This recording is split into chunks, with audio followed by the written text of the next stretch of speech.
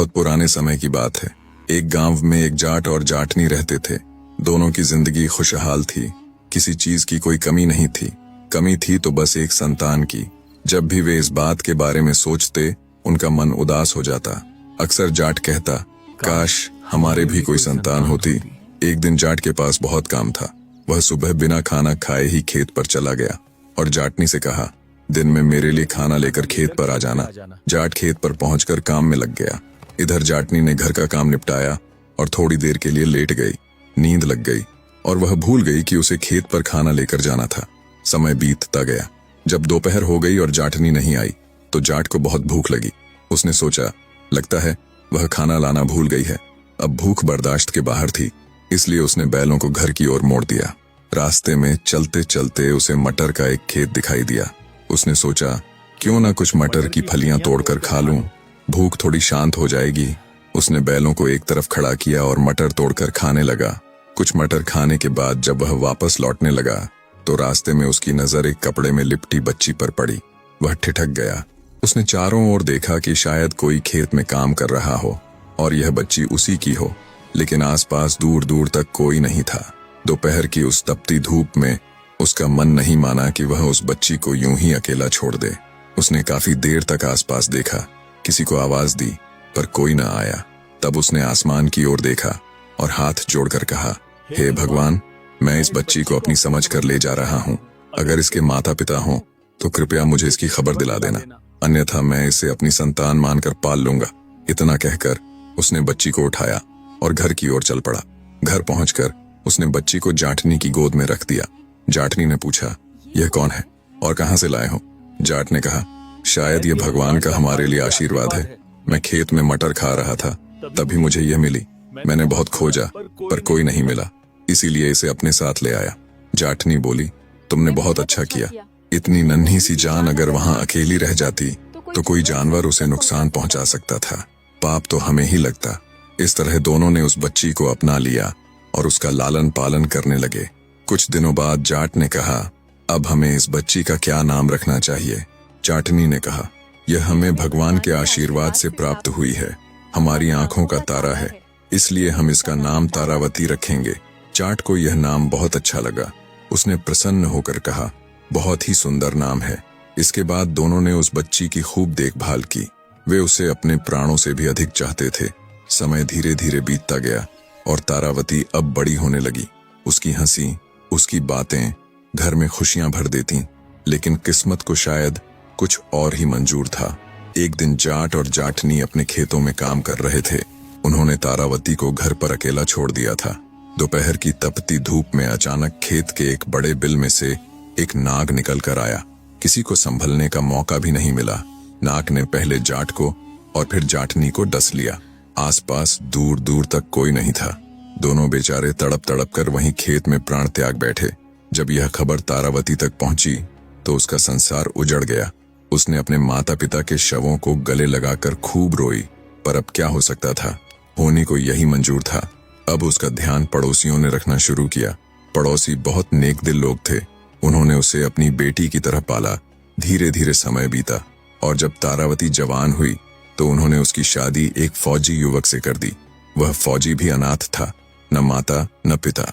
शादी के कुछ ही समय बाद फौजी को ड्यूटी पर जाना पड़ा। तारावती ससुराल में अकेली रह गई। कई महीने बीत गए और जब फौजी छुट्टी पर घर लौटा तो तारा ने उससे कहा, देखो जी, आप तो ड्यूटी पर चले जाते हो और महीनों तक नहीं आते।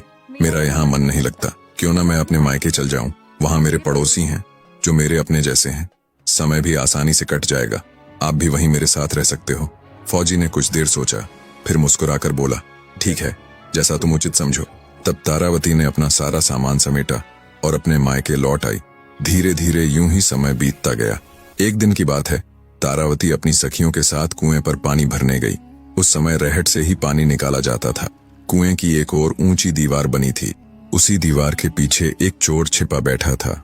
वह चुपचाप उन सबकी बातें सुन रहा था। सभी सहेलियां आपस में हंसी मजाक कर रही थीं, अपने घर परिवार की बातें कर रही थीं। कोई अपने पति का जिक्र करती, कोई अपने भाई का। पास ही तीज और राखी का त्योहार आने वाला था। उसी दौरान तारावती ने गहरी सांस लेते हुए कहा, काश मेरा भी कोई भाई होता तो मेरे लिए तीज लाता। मैं भी उसे राखी बांधती। चोर ये बात ध्यान से सुन रहा था। उसकी नजर तारावती के चेहरे पर थी, एक भोली, निर्मल और दुख से भरी युवती। कुछ देर बाद सबने अपने अपने घड़े भरे और घरों की ओर लौट गईं। चोर धीरे धीरे तारावती के पीछे पीछे चला ताकि उसके घर का पता जान सके। जब तारा अपने आंगन में दाखिल हुई तो चोर ने उसका घर पहचान लिया और चुपचाप लौट गया। कुछ दिनों बाद वही चोर फिर उस गांव में आया।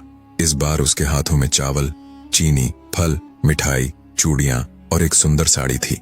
उसने गांव वालों से पूछा, भाई क्या यहाँ तारावती का घर यही कहीं है? गांव के लोगों ने सोचा कि शायद कोई उसका रिश्तेदार हो। वे बोले, हाँ, उधर सामने वो जो नीम के पेड़ के पास घर है वही तारावती का है। चोर वहां पहुंचा, दरवाजा खटखटाया। अंदर से तारावती ने दरवाजा खोला। सामने अजनबी को देखकर वह चौंक गई और बोली, आप कौन हैं और मेरे घर पर कैसे आए हैं? तभी चोर ने कहा, मैं तारावती का भाई हूँ और मुझे उससे मिलना है। तारावती ने आश्चर्य से उसकी ओर देखा और बोली, मैं ही हूँ तारावती, लेकिन मेरा तो कोई भाई नहीं है। चोर ने तुरंत जवाब दिया, नहीं बहन, मैं ही तेरा असली भाई हूँ। जब तू 3 महीने की थी और हमारे माता पिता खेतों में काम करने गए थे, तब एक जानवर तुझे उठा ले गया था। उस समय मैं केवल 6 साल का था। हमने तुझे बहुत ढूंढा पर तू कहीं नहीं मिली। आज माँ को पता चला है कि तू इस घर में रहती है, इसीलिए उन्होंने मुझे तुझे लेने के लिए भेजा है।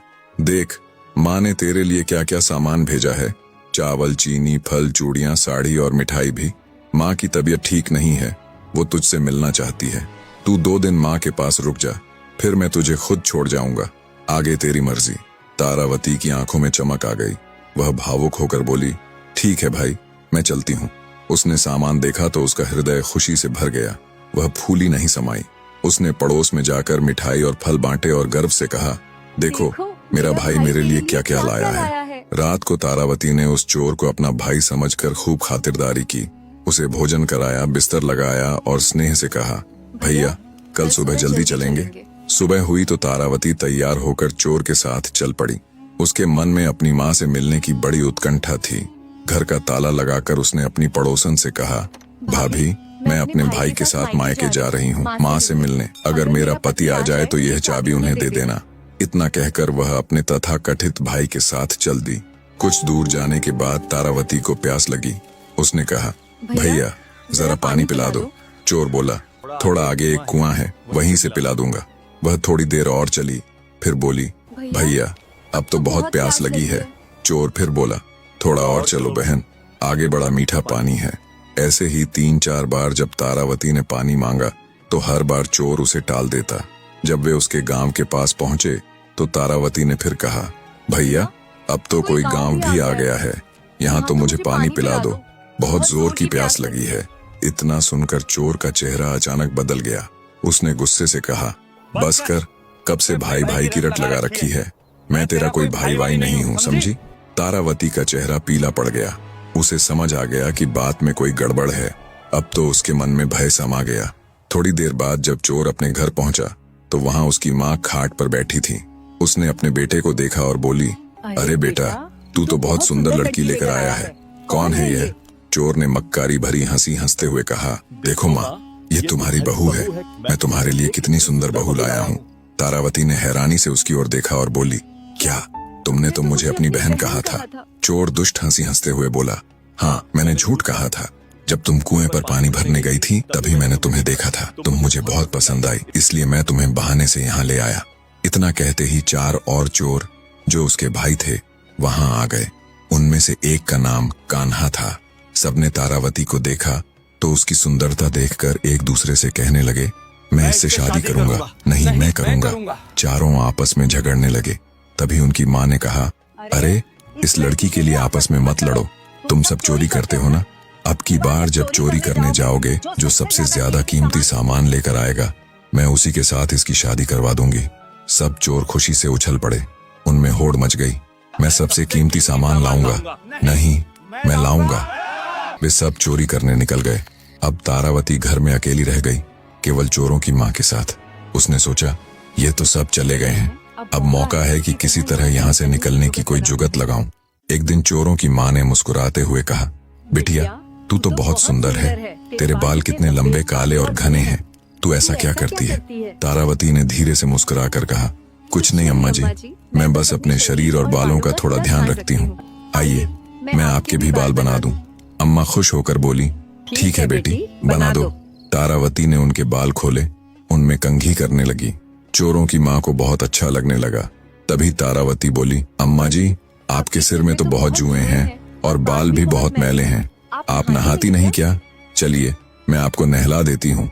चोरों की माँ हंसकर बोली, चलो बेटी, आज तुम ही नहला दो। तारावती ने तुरंत चूल्हे में आग जलाई। एक बड़े भगोने में पानी भरकर उसे गर्म होने के लिए रख दिया। जब पानी खूब उबलने लगा तो उसने धीरे से कहा, अम्मा जी, आपके नहाने के साफ कपड़े कहाँ रखे हैं? चोरों की माँ ने बताया, अंदर संदूक में रखे हैं, ये लो मेरी चाबी। यह कहते हुए उसने अपनी कमर में बंधी चाबी खोलकर तारावती को दे दी। तारावती अंदर गई और जब संदूक का ताला खोला तो देखकर दंग रह गई। अंदर सोने चांदी के गहनों और रुपयों का ढेर लगा था। वह पल भर को अवाक रह गई, पर अपने भावों को छिपा लिया। उसने चुपचाप चोरों की माँ के नहाने के कपड़े निकाले और उन्हें लेकर बाहर आई। फिर उसने चारपाई की ओट में बुढ़िया को नहलाना शुरू किया। पहले उसने थोड़ा हल्का गुनगुना पानी उसके शरीर पर डाला। चोरों की माँ को अच्छा लगा और वह मुस्कुराई, अरे बेटी, कितना बढ़िया पानी है, तन को राहत मिल रही है। लेकिन अगले ही क्षण तारावती ने भगोने का पूरा उबलता हुआ पानी बुढ़िया पर उड़ेल दिया। एक भयानक चीख निकली, आओ! बुढ़िया तड़पने लगी, दर्द से कराह उठी और कुछ ही क्षणों में वहीं दम तोड़ दिया। तारावती ने शांत मन से उसे साफ कपड़े पहनाए, चारपाई पर लिटाया और ऊपर से चादर ओढ़ा दी। देखने में ऐसा लग रहा था मानो वह गहरी नींद में सो रही हो। घर में एक बिल्ली भी थी। तारावती ने उस बिल्ली को आटा पीसने वाली चक्की से बांध दिया। बिल्ली इधर उधर भागने लगी तो चक्की उसके साथ घूमने लगी। अब तारावती ने जल्दी से सारा कीमती सामान, सोना, चांदी, गहने, सिक्के सब इकट्ठा किया और उन्हें चोरों की बैलगाड़ी में रख लिया। फिर वह अपने गांव की ओर चल पड़ी। जब वह अपने गांव पहुंची तो लोग हैरान रह गए। सब कहने लगे, देखो, तारा की माँ ने तो उसे बहुत सारा धन और जेवर दिए हैं, पर तारावती ने किसी को कुछ नहीं बताया, बस मुस्कुराई और भीतर चली गई। उधर जब चोर चोरी करके वापस अपने घर पहुंचे तो उन्होंने देखा कि दरवाजा तो बंद है, लेकिन अंदर से आटा पीसने की आवाज आ रही है। एक बोला, लगता है तारावती हमारे लिए खाना बना रही है, आटा पीस रही होगी। जब उन्होंने झांक कर देखा तो चारपाई पर उनकी माँ लेटी हुई थी। सबको लगा माँ सो रही है। कुछ देर बाद उन्होंने आवाज लगाई, माँ, माँ उठो, देखो हम आ गए। लेकिन जब बहुत पुकारने पर भी कोई जवाब न मिला तो वे कमरे का दरवाजा तोड़कर अंदर गए। अंदर का दृश्य देख उनके पैरों तले जमीन खिसक गई। चक्की से बिल्ली बंधी थी और माँ निर्जीव पड़ी थी।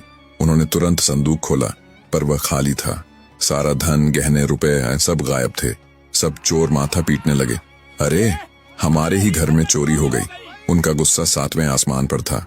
बोले, एक तो माँ मर गई और ऊपर से सारा धन भी गया। अब हम उस तारावती को सबक सिखाएंगे और अपना सब कुछ वापस लाएंगे। उन्होंने माँ का दाह संस्कार किया और फिर तारावती को ढूंढने निकल पड़े। रात गहराने लगी थी जब वे तारावती के गांव पहुंचे। तारावती को पहले से अंदेशा था कि वे लौटेंगे। उसने पहले ही अपने घर का दरवाजा आगे से हटवाकर पीछे की ओर लगवा दिया था और जहां पहले दरवाजा था वहां दीवार बनवा दी थी। चोरों में से एक बोला, यही घर है, लेकिन दरवाजा कहाँ गया? पहले तो इसी तरफ था। दूसरे ने कहा, सही कहा, मगर अब दिख नहीं रहा है। वे सब दीवार के पास जाकर आपस में फुसफुसाने लगे। अंदर तारावती जाग गई। उसने उनकी धीमी आवाजें सुन ली। वह तुरंत समझ गई, ये वही चोर हैं, आ गए। उसने एक तेज धार वाली दराती उठाई और दीवार के पास जाकर खड़ी हो गई। बाहर चोर दीवार में छेद करने लगे। धीरे धीरे उन्होंने इतना बड़ा छेद कर लिया कि कोई अंदर झांक सके। एक चोर ने अपना चेहरा छेद में झुकाया ही था कि अगले ही पल तारावती ने पूरी ताकत से दराती चलाकर उसकी नाक काट दी। चोर चीख उठा, आ आ! उसकी नाक कटकर जमीन पर जा गिरी। वह दर्द से तड़पता हुआ पीछे हट गया। बाकी चोर यह दृश्य देखकर घबरा गए और वहां से भाग खड़े हुए। उन्होंने गांव के वैद्य से अपने भाई की मरहम पट्टी कराई, लेकिन अब उनके मन में प्रतिशोध की आग जलने लगी। वे बोले, अब इस तारा ने हमारी बेइज्जती की है, उसकी सजा उसे मिलेगी। हम उसकी नाक काटने का बदला लेकर रहेंगे। अब की बार उन्होंने तारा के घर का असली दरवाजा ढूंढ लिया। रात गहरी थी जब वे चुपचाप उसके घर पहुंचे। तारा गहरी नींद में थी। उन्होंने उसकी चारपाई समेत ही उसे उठा लिया और सर पर रखकर जंगल की ओर चल पड़े। थोड़ी ही दूर गए थे कि हल्की हल्की बारिश शुरू हो गई। बारिश की बूंदें तारा के चेहरे पर पड़ी तो उसकी नींद खुल गई। उसने आंखें खोलीं, चारों ओर देखा और तुरंत समझ गई ये वही चोर हैं। वह सोचने लगी, अब क्या करूं? तभी उनकी चारपाई एक बरगद के पेड़ के नीचे से गुजरी। तारावती ने झट से पेड़ की एक मोटी शाख पकड़ ली और ऊपर चढ़ गई। पीछे चल रहे एक चोर ने देखा तो बोला, अरे भाई, लड़की तो पेड़ पर चढ़ गई है। बाकी चोर बोले, तुझे बहुत दिखता है अंधेरे में, हम क्या पागल हैं जो तेरी बातों में आए। और फिर कहानी ने अगला भयावह मोड़ लिया। तब आगे चोर ने कहा, एक बार देखो तो सही। चोरों ने चारपाई को नीचे उतार कर देखा तो तारावती सचमुच उस पर नहीं थी। अब उन्होंने पेड़ पर देखा तो उन्हें अंधेरे में कुछ भी दिखाई नहीं दिया। एक चोर बोला, देखो भैया, वो बैठी है। बाकी चोरों ने उससे कहा, तेरी नजर अगर इतनी ही तेज है तो तू ही ऊपर चढ़ और उसे नीचे लेके आ, फिर हम सब उसे बताएंगे। चोर ऊपर चढ़ गया। जब वह पत्तों में छुपी हुई तारावती के पास पहुंचा तो तारावती ने चोर के मुंह पर ऐसी जोरदार लात मारी कि उसकी जीभ दांतों के बीच आ गई और वह धड़ाम से नीचे गिर पड़ा। उस बेचारी की जीभ कट गई और वह दर्द से कराहता रहा। बाकी भाइयों ने कहा, हमने कहा था ना कि वह वहां पर नहीं है, हमें तो कुछ दिखाई ही नहीं देता। चोर रोते हुए इशारों में बताने लगा, भाई, उसी ने मुझे लात मारी है, ऊपर ही बैठी है। बाकी लोग सोचने लगे कि यह कोई भूत प्रेत की बात कर रहा है। साफ साफ कुछ नहीं दिख रहा था। सभी डर कर वहां से भाग गए। बाद में जब उन्होंने अपने बेचे हुए भाई की जीभ कटने की बात सुनी तो वैद्य से दवा करवाई। जब वह ठीक हुआ तो पांचों भाई फिर एक रात तारावती के घर में आए। उन्होंने देखा कि तारावती गहरी नींद में है। वे चुपचाप अपना चोरी का सामान गठरियों में बांधने लगे, पर तारावती की नींद खुल गई और उसने सारा मंजर देख लिया। एक धारदार कुल्हाड़ी लेकर वह चुपके से दरवाजे पर खड़ी हो गई। जब चोर सारा सामान लेकर एक एक करके घर से निकलने लगे तो तारावती ने एक एक करके कुल्हाड़ी से उन सब पर प्रहार किया और उन्हें मार गिराया। फिर तारावती ने अपने सारे जतन किए गए सोने चांदी के गहने और धन घर में रख दिए। उसके बाद उसने 5 चादरें निकाली। एक एक कर प्रत्येक मरे हुए चोर को कसकर चादर में बांधा और गठरियां बनाकर रख दिया। तारावती के गांव में रोज एक फकीर आता था जो घर घर के सामने दुआ मांगता और बदले में लोग उसे कुछ रुपये दे देते। जब वह फकीर तारावती के घर के सामने आया तो तारावती ने उससे पूछा, बाबा जी, आप दिन भर में कितने रुपए कमा लेते हो? फकीर ने कहा, बेटी, मैं एक दिन में लगभग 50-56 ही कमा पाता हूँ। तारावती ने कहा, बाबा, मेरे सामने एक जादूगर जैसा आदमी बहुत तकलीफ देता है। आज मैंने बड़ी मुश्किल से उसे पकड़कर एक गठरी में बांध दिया है। क्या कोई ऐसी जगह है जहाँ से वह वापस ना आ सके? अगर आप उसे वहाँ फेंक दें तो मैं आपको 500 रुपया दूंगी। फकीर के मन में लालच आ गया। उसने मन ही मन सोचा, 500 रुपये तो बहुत हैं, इतना तो मैं कई दिनों में भी नहीं कमा पाता। वह बोला, लाओ बेटी, इस जादूगर के बच्चे को मैं अभी नदी में फेंक कर आता हूँ। तारावती ने गंभीर स्वर में कहा, पर बाबा, ध्यान रखना, इसे किसी गहरी जगह ही फेंकना। अगर पानी कम हुआ तो ये फिर वापस आ जाएंगे। फकीर बोला, बेटी, तुम चिंता मत करो, मैं ऐसा ही करूंगा। फकीर ने वह गठरी उठाई जिसमें तारावती ने एक चोर को बांध रखा था। वह उसे लेकर नदी किनारे गया और बिना देर किए वह गठरी नदी में फेंक दी। फिर संतोष से मन ही मन बोला, अब यह कभी लौट कर नहीं आएगा। इसके बाद वह 500 रुपये का इनाम लेने तारावती के पास लौटा। लेकिन जैसे ही उसने घर के आंगन में कदम रखा, उसकी नजर पड़ी, वहां वैसी ही एक और गठरी रखी थी। उसके बोलने से पहले ही तारावती बोली, देखा बाबा, मैंने कहा था ना, इसे ऐसी जगह फेंकना जहां से ये वापस ना आ सके। पर ये तो फिर लौट आया। फकीर की आंखें फटी की फटी रह गईं। उसने गठरी देखी और सोचने लगा, ये कैसे हो गया? फिर बोला, बेटी, लगता है मैं उतनी गहरी जगह पर नहीं फेंक पाया। इस बार मैं इसे और गहरे पानी में फेंकूंगा। वह फिर गठरी उठा ले गया और पहले से ज्यादा दूर और गहरे हिस्से में उसे फेंक दिया। वापस आया और बोला, लो बेटी, अब तो काम पूरा हुआ, अब कोई नहीं लौटेगा। पर तारावती ने तीसरी गठरी लाकर रख दी और मुस्कुराकर बोली, देखा बाबा, ये तो फिर वापस आ गया। लगता है आप इसे गहरी जगह पर नहीं फेंकते हैं। फकीर को अब गुस्सा आ गया। बोला, अब की बार मैं इसे ऐसी जगह फेंकूंगा जहां से खुद यमराज भी इसे न निकाल सके। वह फिर गठरी उठाकर नदी किनारे पहुंचा और पूरी ताकत से उसे बहुत गहरे पानी में फेंक दिया। इस तरह वह 4 बार गठरियां फेंक चुका था। हर बार लौट कर देखता, एक वैसी ही गठरी तारावती के पास रखी होती। अब 5वीं बार जब वह एक गठरी उठाकर नदी की ओर गया, तभी संयोग से एक पंडित स्नान कर चुका था और राम राम करता हुआ घर लौट रहा था। फकीर ने उसे देखा और समझ बैठा कि यही वह जादूगर है जो बार बार लौट आता है। वह चिल्लाया, अब की बार नहीं बच पाएगा, और पंडित को पीछे से पकड़ा और सीधा नदी में धकेल दिया। थोड़ी देर बाद फकीर हांफता हुआ तारावती के पास लौटा और बोला, बेटी, अब वो जादूगर कभी वापस नहीं आएगा। तारावती ने कहा, हाँ बाबा, लगता है इस बार आपने उसे सचमुच गहरी जगह में फेंका है, अब वह नहीं लौटेगा। फकीर ने गर्व से कहा, बेटी, मैंने उसे बहुत गहरे पानी में फेंका था, पर जानते हो, वो डूबने के बाद भी मेरे आगे आगे राम राम करता चल पड़ा।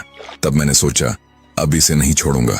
मैं तुरंत पीछे भागा और उसे फिर पकड़कर दूसरी बार नदी में फेंक दिया। अब की बार तो निश्चित ही वो नहीं लौटेगा। तारावती मुस्कुराई। उसने कहा, बाबा, आपने बहुत बड़ा उपकार किया है। ये लो, 500 नहीं, पूरे 1000 रुपए। फकीर खुशी से फूला नहीं समाया। उसने आशीर्वाद दिया और वहां से चला गया। कुछ दिनों बाद जब तारावती का पति फौज से छुट्टी लेकर घर लौटा तो तारावती ने पूरी कहानी उसे सुनाई, कैसे उसने अपनी सूझबूझ और साहस से उन 5 चोरों को खत्म किया। उसका पति उसकी बहादुरी सुनकर गर्व से भर गया। बोला, तूने अकेले वह कर दिखाया जो 5 सिपाही भी नहीं कर पाते। मैं तेरे इस साहस की कहानी फौज में सबको सुनाऊंगा। तारावती मुस्कुराई। उसकी आंखों में अब शांति थी और इस तरह वह बहादुर स्त्री जिसने अपनी बुद्धि, धैर्य और हिम्मत से पापियों का अंत किया, सदा के लिए लोगों की जुबान पर अमर हो गई। इस कहानी से हमें यह सीख मिलती है कि बुद्धि, साहस और धैर्य से बड़ी मुसीबत पर भी जीत हासिल की जा सकती है। तारावती जैसी निडर और समझदार स्त्री ने यह साबित किया कि विपत्ति के समय डरना नहीं चाहिए, बल्कि अपने दिमाग और हिम्मत का इस्तेमाल करना चाहिए। उसने अकेले अपने साहस से 5 निर्दयी चोरों का अंत किया और यह दिखाया कि सच्ची वीरता तलवार से नहीं, स्मार्ट सोच और हिम्मत से होती है। अगर आपको